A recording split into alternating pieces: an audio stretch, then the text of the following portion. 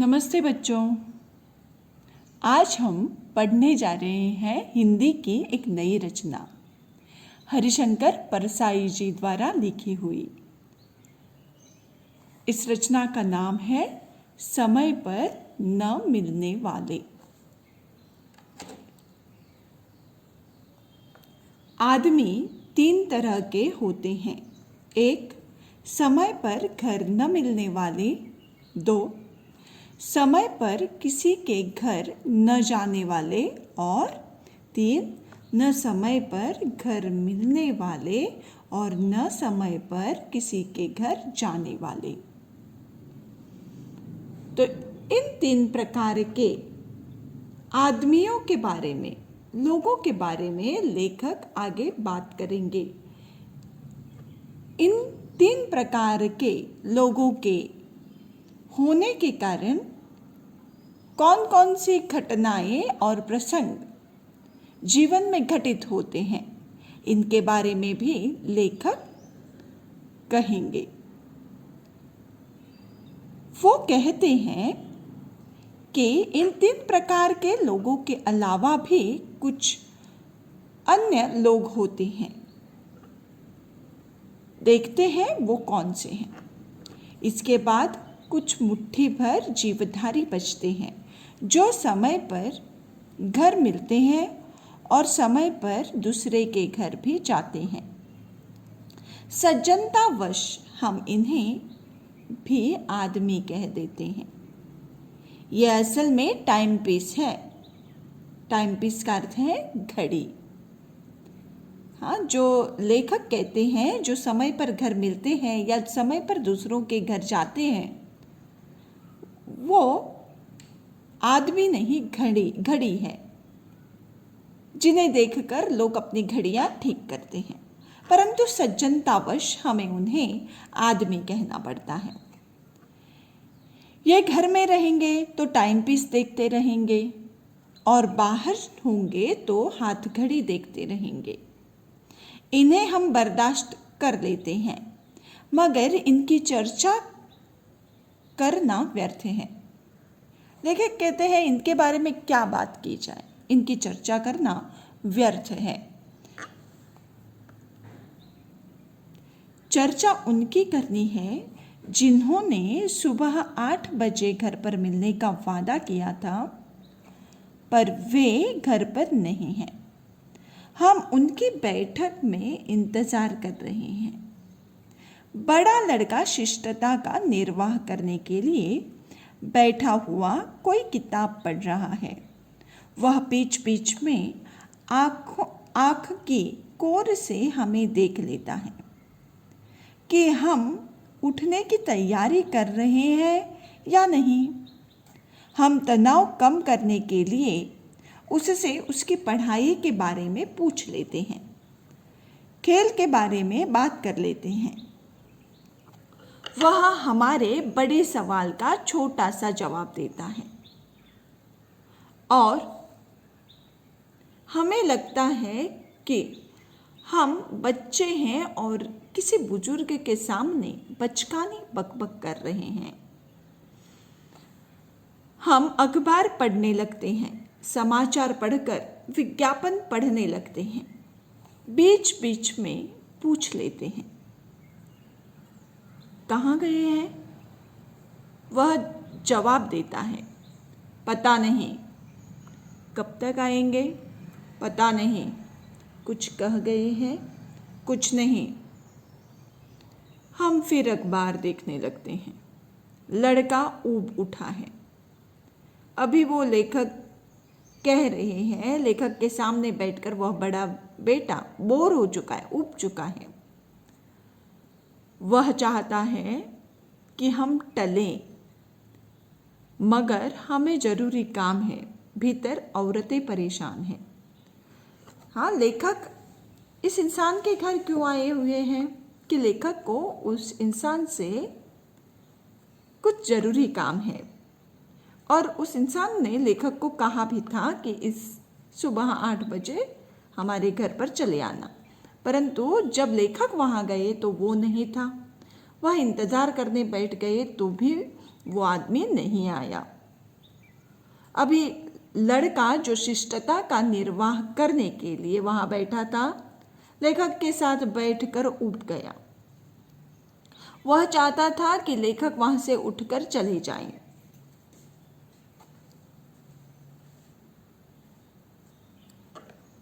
घर में औरतें भी परेशान हो चुकी हैं, क्योंकि उनका बाहर स्वतंत्रता से निकलना बंद हो गया है। पास ही दरवाजा है, भीतर औरतों की बातें सुनाई पड़ती हैं। अंदर से औरतें कहने लगती हैं, यह अच्छा है, सवेरे से आकर बैठ गया है तो उठने का नाम ही नहीं लेता।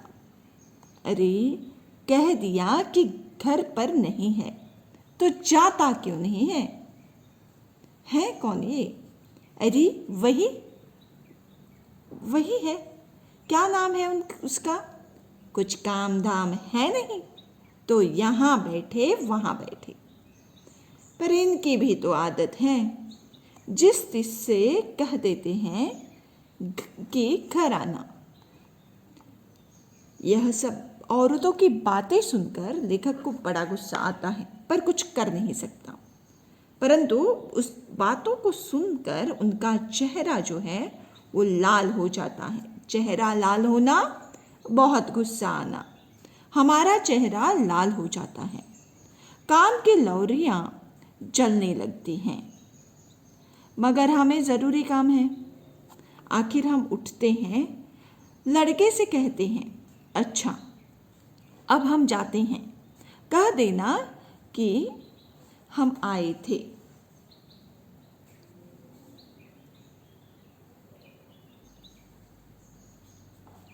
लड़का बहुत कम खुश होकर नमस्ते करता है और हमें विदा देता है। हाँ, तो लड़का यहाँ पर बहुत कम खुश होता है, क्योंकि इतने देर से क्यों नहीं गया ये, ऐसा उसके मन में होता है। और नमस्ते कर कर वह विदा देता है लेखक को।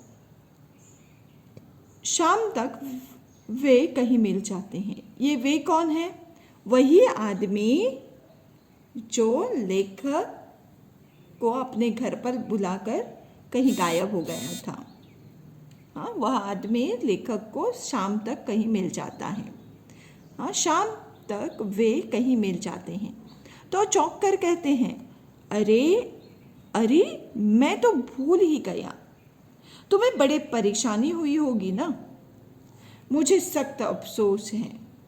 अच्छा, तुम कल 8 बजे आ जाओ, मैं तुम्हारा इंतज़ार करूँगा। दूसरे दिन 8 बजे हम फिर पहुँचते हैं। बड़ा लड़का फाटक पर आकर हमारे पूछने के पहले ही कह देता है, वे घर पर नहीं हैं। कहाँ गए हैं? अब यह बड़ा जो लड़का है वह बड़ा होशियार है। वह लेखक को आते देखता है और बाहर गेट पर, फाटक पर चला जाता है और पहले ही बोल देता है कि पिताजी घर में नहीं है। उस पर भी लेखक उसे पूछते हैं, कहाँ गए हैं? जवाब देता है, पता नहीं। कब तक लौटेंगे? पता नहीं। कुछ कह गए हैं? कुछ नहीं। वह फाटक तक इसलिए भागता आया है कि हम वहीं से लौट जाएं, मगर हमें काम है और हम खुद फाटक खोलकर भीतर आ जाते हैं। छोटा लड़का हमें देखकर दरवाजे से ही चिल्लाता भीतर भागता है, ओ अम्मा, वह फिर आ गया है। हम बैठक में बैठ जाते हैं। बड़ा लड़का किताब पढ़ने लगता है। हम कल का अखबार पढ़ने लगते हैं। लड़का मुंह छिपाकर हंसता है। कल जो अखबार लेखक पढ़ रहे थे, जिसके इश्तिहार भी पढ़कर ख़त्म हो गए थे, वही लड़का वही अखबार वहाँ पर रखा हुआ था और वही बड़ा लड़का वहाँ सामने बैठा हुआ था। कल का ही अखबार लेखक टाइम पास के लिए पढ़ने लगते हैं और लड़का जो किताब पढ़ रहा है वह उन्हें देखकर हंसने लगता है। कल तो कुछ शेष बचा ही नहीं था पढ़ने के लिए, आज फिर से वही अखबार पढ़ने लगे हैं, ऐसा मन में सोच लेता है। छोटे बच्चे दरवाजे पर आकर हमें देख जाते हैं। भीतर औरतों की बातचीत सुनाई देती है। लो, वह फिर आकर बैठ गया। बड़ा मट्ठर आदमी है। कह दिया कि आदमी घर में नहीं है तो जाकर अपना काम धाम क्यों नहीं देखता। काम धाम कुछ हो तो देखे, सब हंसती हैं। छोटा लड़का सारे परिवार की भावना समझकर दरवाजे पर आकर कहता है, ए पापा बाहर गए हैं। हम अनसुना करते हैं। लड़का फिर कहता है, ए पापा बाहर गए हैं। बड़ा लड़का इसे अनुचित समझता है। वह उसे डांटता है, ए मुन्ने भाग यहाँ से, चुप। छोटा लड़का भाग जाता है मगर फिर आता है, ए पापा बाहर गए हैं। ए मुन्ने चुप, चाटा खाएगा। मुन्ने को अब इस खेल में मज़ा आने लगा है। वह दरवाजे पर आकर बार बार कहता है, ए पापा बाहर गए हैं। बड़ा लड़का उसे डांटता है तो वह खिलखिलाकर ताली बजाता भीतर भाग जाता है, फिर आता है। ये सब कुछ खेल उस छोटे बच्चे का देखकर और औरतों की बातें सुनकर बड़े लड़के का जो बर्ताव है वह देखकर लेखक वहाँ से उठने की ठान लेते हैं। हाँ, हम उठते हैं, कहते हैं पता नहीं वे कब आएंगे। अच्छा, हम चलते हैं। बड़ा लड़का बहुत खुश होता है। आज जल्दी उठ गए ना लेखक, इसलिए बड़ा लड़का बड़ा खुश होता है।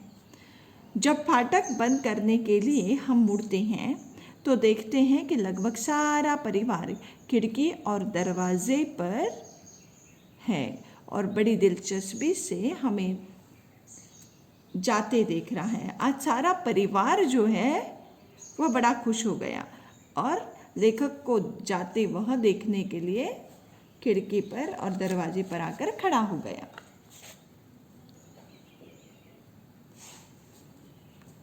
इतनी तपस्या के बाद अगर वे कभी घर पर मिल गए तो लगता है भगवान को पा लिया। जो लोग समय तय करके भी घर पर नहीं मिलते वे मुझे भगवान के एजेंट मालूम होते हैं। वे हमें अभ्यास कराते हैं कि कैसे बिना उबे अवमानना की अवहेलना करके अनिश्चित काल के लिए किसी के दरवाजे पर इंतज़ार किया जाता है। हाँ, जैसे भगवान को प्राप्त करने के लिए हमें बहुत प्रार्थना करनी पड़ती है, तपस्या करनी पड़ती है, उसी तरह इस प्रकार के समय पर न मिलने वाले इंसानों के लिए भी हमें प्रतीक्षा करनी पड़ती है। ऐसी बात यहाँ पर लेखक हरिशंकर परसाई कहते हैं। भगवान के दरवाजे पर तो कई जन्म इंतजार करना पड़ता है और कहा जाता है इंसान का जन्म प्राप्त करने के लिए भगवान के द्वार पर बड़े समय तक इंतजार करना पड़ता है। अगर इधर कुछ अभ्यास हो गया तो उधर आसानी पड़ेगी। दूसरी बात यह भी है कि इंतजार से प्रेम बढ़ता है। हर क्षण वही मन में रहता है और आंखें फाटक पर बिछी रहती हैं। प्रेम का नाप इसी बात से होता है कि कौन आपका कितनी देर इंतजार करता है। तो लेखक यहाँ पर कहते हैं कि प्रेम इंतजार से बढ़ता है। हाँ, अर्थात जिस इंसान का हम इंतजार करते हैं उसी के बारे में सोचते हैं और उसी के अच्छी बुरी बातें हमारे मन में आने लगती है। इसीलिए वो यहाँ पर कहते हैं इंतजार से प्रेम बढ़ता है। मेरे एक दोस्त हैं, उनसे मैं मिलने का समय तय कर लेता हूँ, पर उस वक्त हरगिज उनके घर नहीं जाता। यह निश्चित है कि वे घर नहीं होंगे। मैं उनके घर में ऐसे वक्त जाता हूँ जब उनके मिलने की बिल्कुल संभावना नहीं है और वे मिल जाते हैं।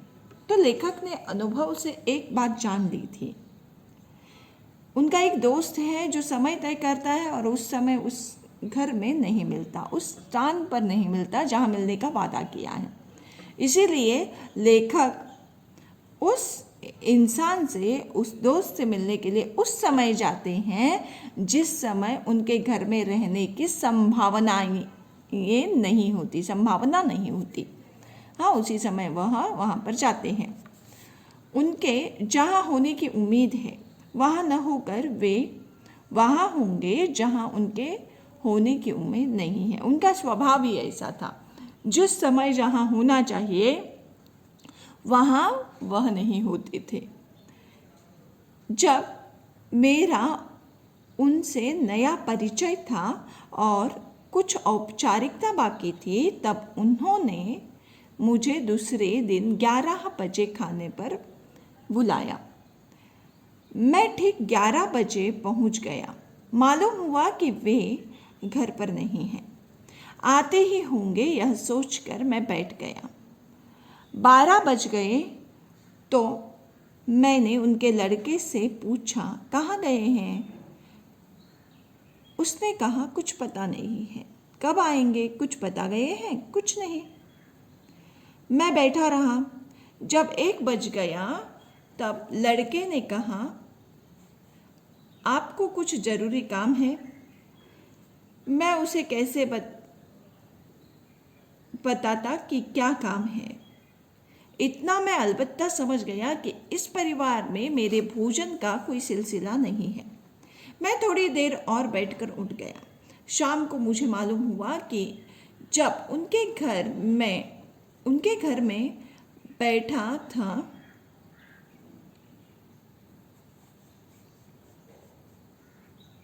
तब वे खुद दूसरे के घर पर भोजन कर रहे थे। हाँ, तो लेखक को पता चला कि इस दोस्त ने उन्हें अपने घर पर बुलाया था और वे खुद दूसरों के घर पर खाना खाने के लिए उस समय चले गए थे। मुझे मिले तो बहुत दुखी हुए। कहने लगे, अरे बड़ी गलती हो गई, मैं भूल ही गया, फला के यहाँ बैठा था, उन्होंने बहुत जोर दिया तो मैंने वही खाना खा लिया। अच्छा, अब कल जरूर आओ। कई सालों के उनके साथ के अनुभवों से सावधानी की दीवार मैंने अपने आसपास खड़ी कर ली थी। वे जिस वक्त घर मिलने का वादा करते उस वक्त मैं कभी नहीं आता, और जब वे मेरे घर आने की बात तय करते तब मैं बेखटके बाहर घूमता। वे घर से इधर आने के लिए ही निकलेंगे, पर रास्ते में जो मिल जाए उसी के हो जाएंगे, उससे बातें करने लगेंगे, उसके घर चले जाएंगे, वहाँ खाना खा लेंगे और तब उन्हें याद आएगा कि किसी से मिलने का वक्त तय किया था।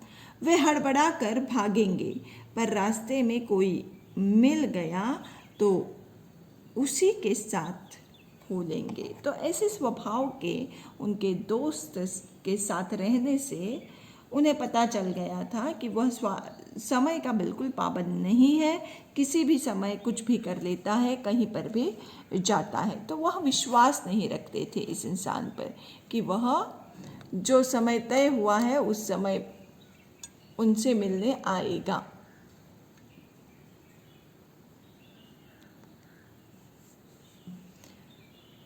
आगे इन लोगों के बारे में लेखक क्या कहते हैं यह भी जान लेंगे। ऐसे लोगों की निंदा भी होती है कि वे समय का कोई ख्याल नहीं रखते और अपना तथा दूसरों का वक्त खराब करते हैं, पर मेरा ख्याल दूसरा है। ऐसे लोग ज्ञानी हैं, वे जानते हैं कि काम अनंत है और आत्मा अमर है। जल्दी वे करें और समय का ख्याल वे रखें जिनकी उम्र 50-60 साल होती है। हमारी उम्र तो करोड़ों साल है, क्योंकि आत्मा कभी मरती नहीं। जो काम इस जन्म में पूरे नहीं हुए उन्हें अगले जन्म में पूरा कर लेंगे या उसके बाद वाले में। इस बार आत्मा ने मनुष्य का चोला लिया है, अगली बार वह मेंढक का चोला भी ले सकती है। तब मेंढक के रूप में हम वे काम पूरे कर लेंगे जो आदमी के रूप में नहीं हो पाए। जल्दी क्या है? तो लेखक कहते हैं कि कुछ लोग ऐसे होते हैं जो समय पर अपना काम नहीं कर लेते, उनका जीवन व्यतीत होता है, जीवन बीत जाता है, फिर भी वह काम अधूरे ही छोड़ जाते हैं।